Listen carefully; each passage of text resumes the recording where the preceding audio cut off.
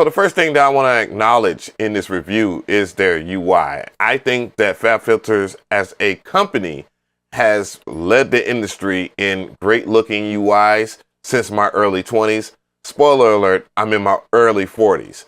Insert old people joke. By the way, this isn't a paid review of any sorts. I actually downloaded a demo and saw in my analytics that you guys might be interested in this review. So we're going to go ahead and walk through a couple of the features and I'm going to weigh in. So about this UI, if you look at the bottom right of the UI, you can see that there are different options in size. That is small, medium, large, extra large, and you can pick the scaling, and all that is dictated towards your graphic card settings. If you have a great graphics card, then that means that you can get better scaling and fixture for this UI.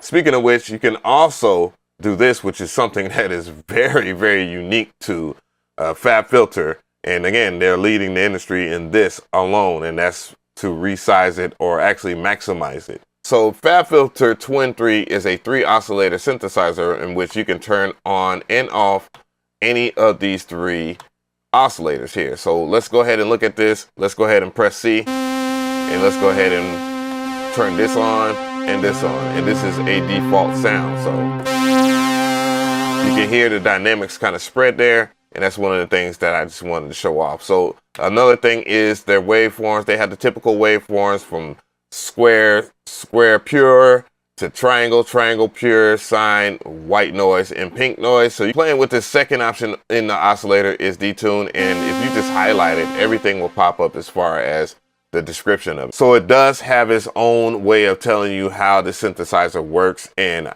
I can tell you right now, that many synthesizers do not, digital VST plugins do not do that. And that is fantastic for newcomers or even people that just want to figure stuff out for a review. I'm just saying. So playing with this first oscillator, you can see that this is detune and it works like semitone. So you can hear, I can go down 12 cents. 12 semitones or up 12 semitones. The only thing that kind of bothers me is that if you mess with any of these parameters on this synthesizer, that you can't just double click and reset it. You would have to enter in a number, and that is kind of annoying, but at least you can do that. And then you have oscillator sync, and as you can hear, it has a myriad of functions here, and level clearly does leveling. In the middle, you have somewhat of a visual EQ, and that's the way I'm looking at it as it goes, and you can sweep the frequency, and this visualization is second to none again when it comes to a synthesizer this simple but complex. And as I go through all that, you can hear that you can get some different timbres from that. So that's where you get the different bands. The next part is your filter offset, and then moving on forward over here into this part of the module, you have reverb, delay, chorus, phaser, drive, and compressor, and those are your effects from default. And if I click on this, you get a category of stuff, but you only can save like the preset or how you had your effect done. Last but not least, if we go over here to this area, you'll find that this will be very peculiar, and this is another industry leading thing that Fabfilter has done way before anybody else, and that is drag and drop modulation. So you can drag and drop your modulation to any source and link it together, and you'll find that that is probably the workflow that everyone prefers as far as doing stuff in a mod matrix. And you can go through all of that over here, and you can go and select your different modulation sources. You have different LFOs and so forth. You have different envelopes and so forth. And then you have different types of mod wheel modulation as well. And you can add on modulation over here at the far right of that, hitting the plus sign where it says new slide XY controller. The other thing that I find pretty useful as I close out the modulation is the arpeggio. Now the arpeggio section, you just hit it on. Now for the part that everybody wants to hear, I'm pretty sure you want to hear some of the presets. Let's see if those are good.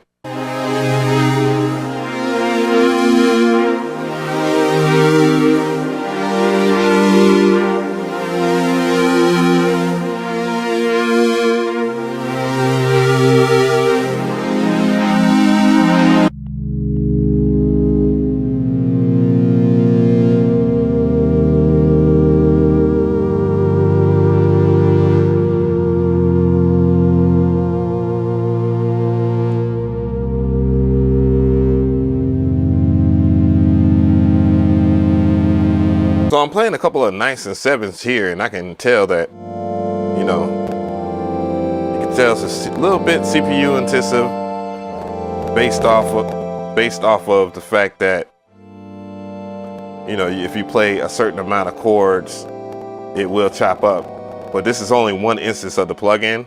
All right, so let's look at some of the bass patches here. Just gonna go over some of them. All right, that's okay.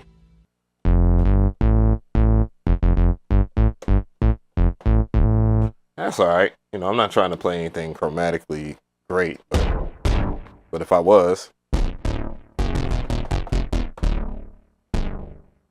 and let's actually,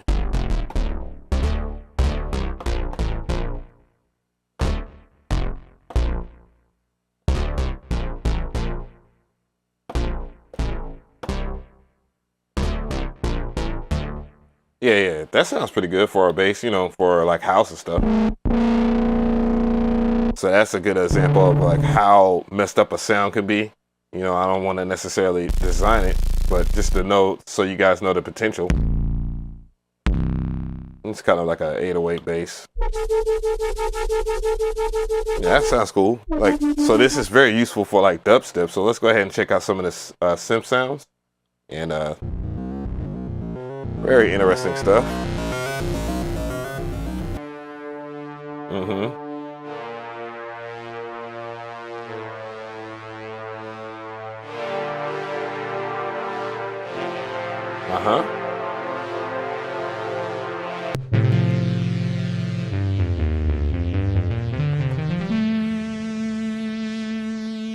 Yeah, pretty good stuff.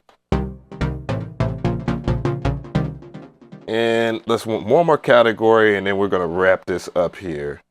So let's check out keys real quick. Baby toy. All right.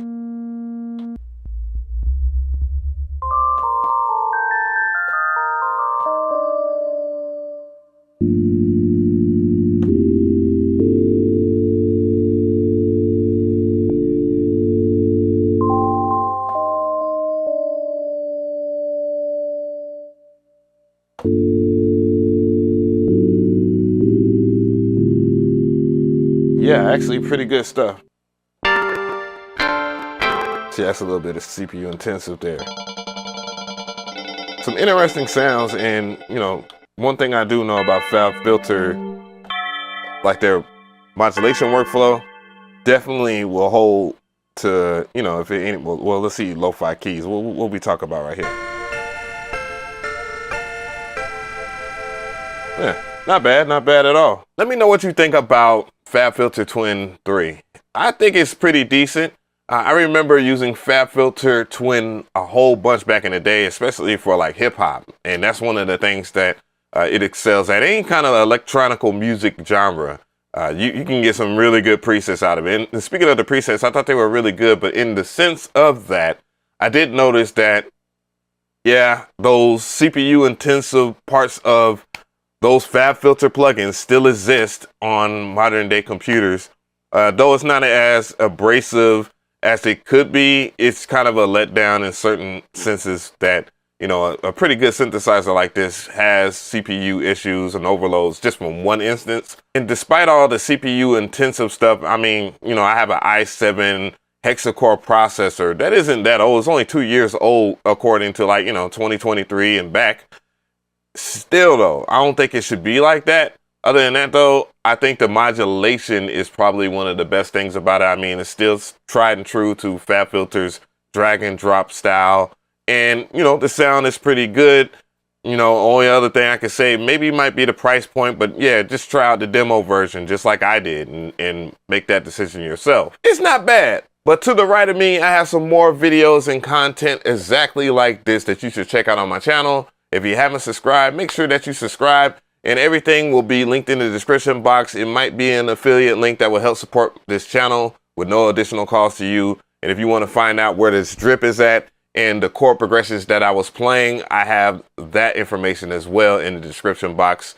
Check it out.